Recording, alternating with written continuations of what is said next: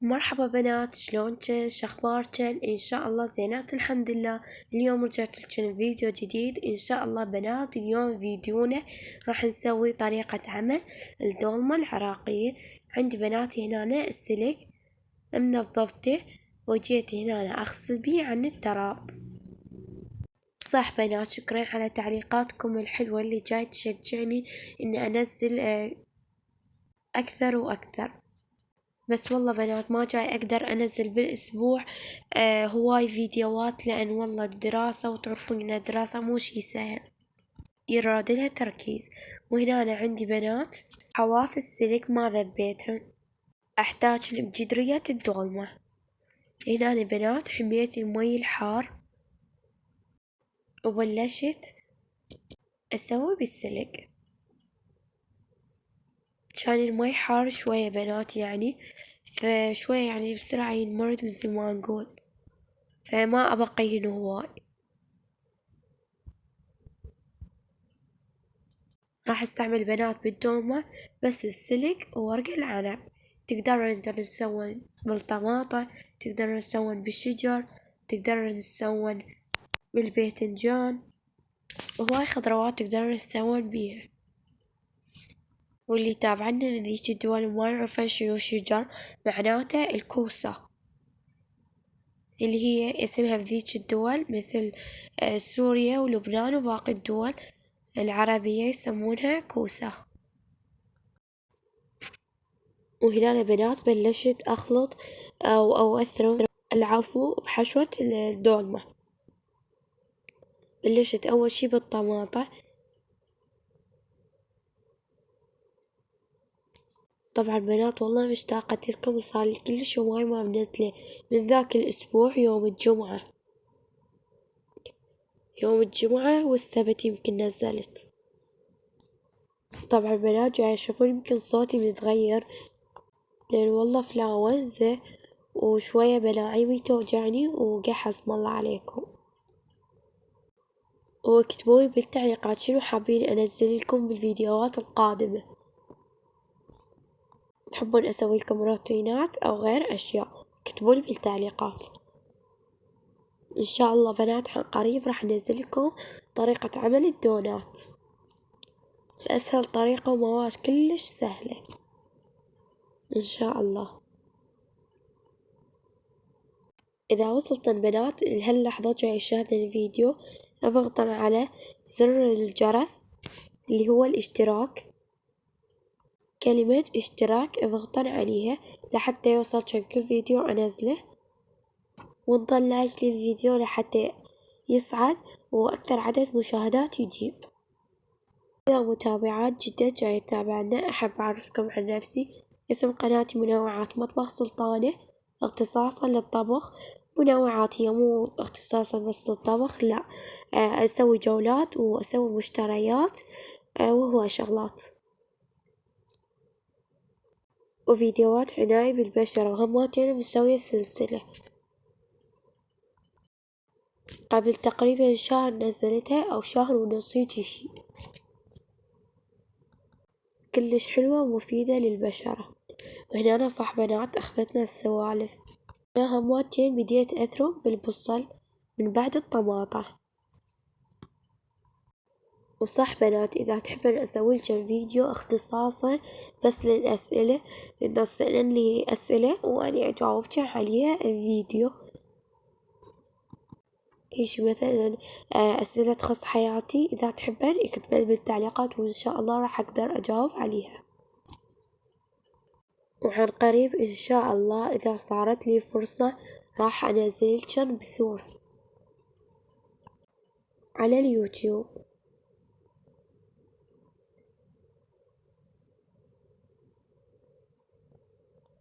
بس بنات بديت أقطع بيه شوية ناعم، يعني مو كلش ناعم، لا، متوسط حجمه.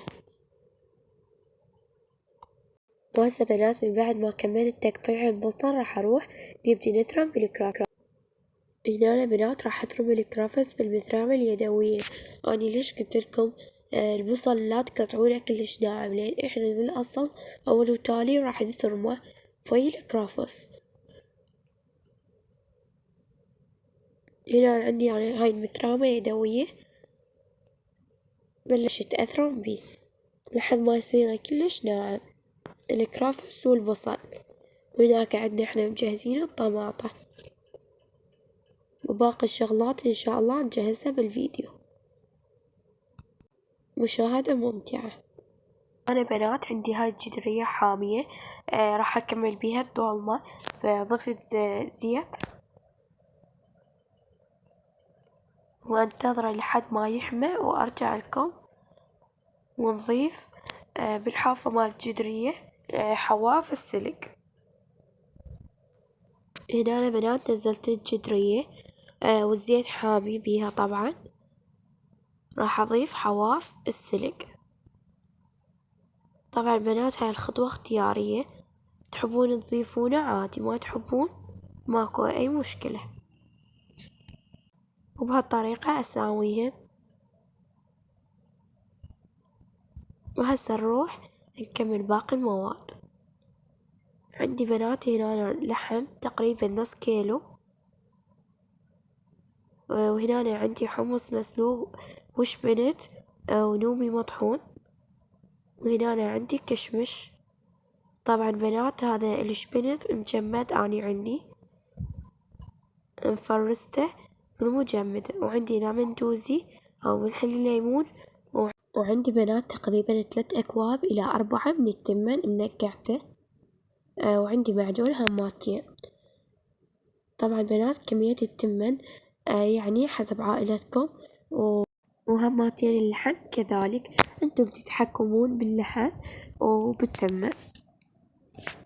صح بنات ما راويتكم الخضروات اللي سويت بيهن الحشو ذنيهن. وهنا أنا بنات من بعد ما كملت الثرم الكرفس والطماطة والبصل. وهنا أنا ضفت الحمص، ومثل ما قلت لكم عندي الشبنت مفرسته بالمجمدة. وهنا أنا ضفت اللحم. وصح بنات هماتين عندي بهارات مال دولمة ضفت، تحبون تضيفون ضيفوا، ما تحبون عادي. وهنا أنا ضفت التمن. وخلطوا المواد. وما ننسى بعد هماتين نضيف المعجون حسب الكمية اللي تردونها. بيها ناس ما تحب تخلي معجون لأن ضايفة طماطة. هنا أنا ضفت دبس الرمان. اكو بعض المواد بنات اختياري، تحبون تضيفونها عادي، ما تضيفون بكيفكم. وضفت ملح شي أكيد ضروري، واخلطهن بيدي. وهنا أنا بنات ضفت المعجون خاشوقتين، انتن بعد حسب الكمية اللي تردنها، خاشوقتين ونص. أنا لأن ضايفة طماطة. وضفت هنا بهارات الدولمة. وضفت اللمن دوزي. العفو بنات بهارات كركم إذا تحبون، وبهارات دولمة، نوعين من البهارات. وضفت اللمن دوزي. تحبون تضيفون خل أبيض اختياري، اللي تحبونه كاتشب. وأخلط المواد زين، أول شي بالخاشوقة وبعدين بإيدي أحسن نجانس المواد. بهالطريقة بنات أهم شي لا يكون اشتراك لحتى قناتي تصعد وأشجع أنزل لكم فيديوهات هواية.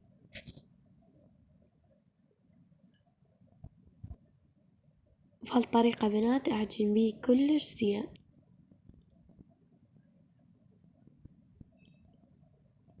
طبعا بنات بيها ناس تفضل ما تسوي دولمة، لا تفضل بس الحشو مالها والطبخة عادي، كلش عادي يطلع طيب.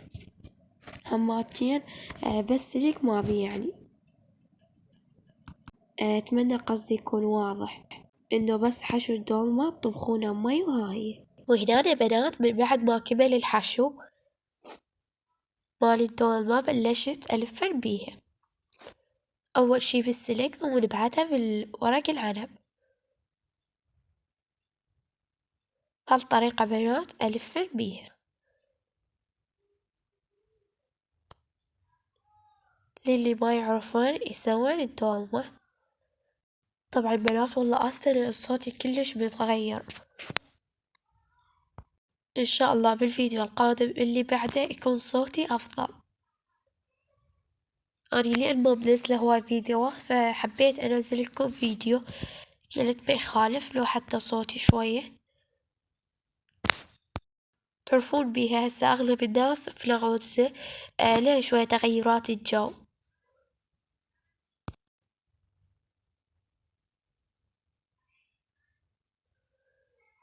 هالطريقة بنات، طريقة الدولمة طريقة كلش سهلة وبسيطة. وإن شاء الله بنات بالفيديوهات القادمة راح أنزل لكم مشتريات الملابس الشتوية بأنسب الأسعار. هالطريقة بنات نصف وحدة بصف الثانية.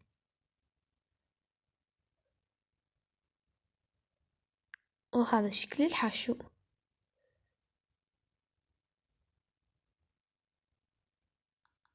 خليكم في الفيديو بنات.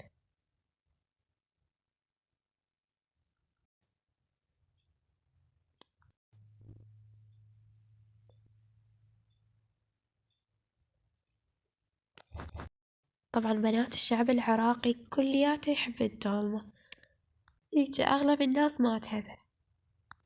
وهنا بنات بلشت أسوي بورق العنب.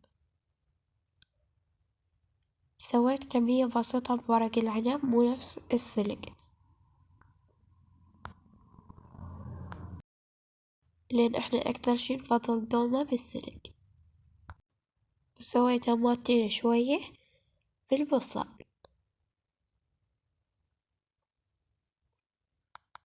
طبعا بنات الدولمة اللي تريدون تسويه بالبصل هماتين يجيبون مي حار وتحطون بيه راس البصل ومقصصينه على شكل حلقة أو دوائر، وتحطون بيها الحشو وتلفونها كذلك نفس السلق ونفس ورق العنب، نفس الطريقة بالضبط. هالطريقة بنات سويت الدولمة بالبصل. طريقة كلش سهلة وبسيطة. طبعا بنات بقى شوية حشو وأخلص الدولمة.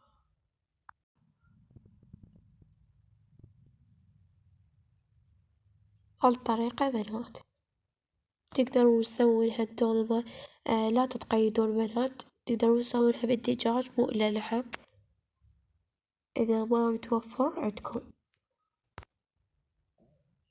وهنا بنات كملت جدرية الدولمة، بقى بس أحطها على النار. سهبكم ألف عافية بنات. هسه بنات نروح نحطها على النار لحتى تستوي. بهالشكل بنات خليتها تقريبا 3 دقايق إلى 5 على النار بدون مي. وهسه حطيت فوقها هاي الصينية وراح أضيف المي ومعجون، تقريبا خاشوكة من المعجون بنات. وهذا شكل الدولمة بنات لما استوت. سهمكم ألف ألف عافية.